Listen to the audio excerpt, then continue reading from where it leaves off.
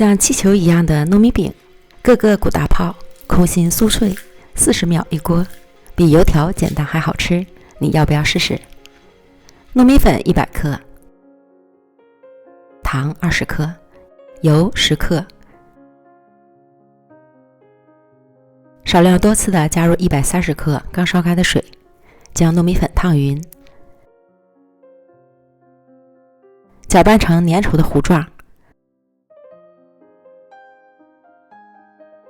再加入70克糯米粉、30克小米粉、半指无干面粉，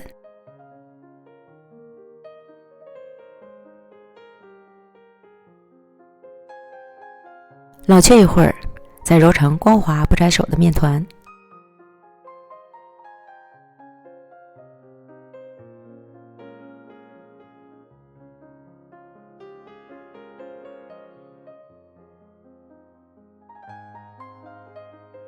案板撒一些糯米粉防粘，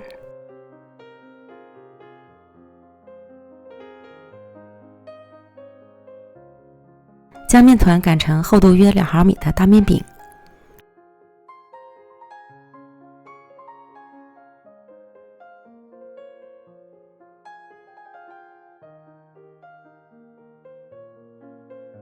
用模具或是杯子压出小饼，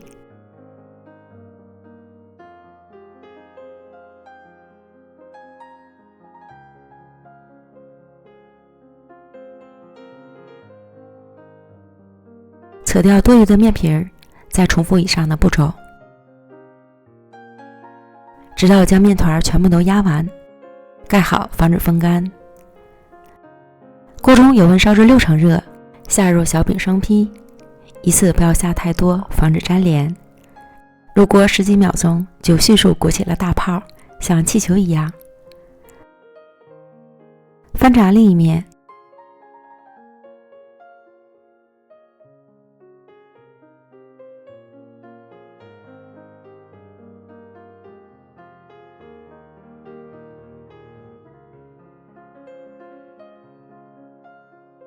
在锅中停留30-40秒左右，小饼变成金黄色，即可控油捞出。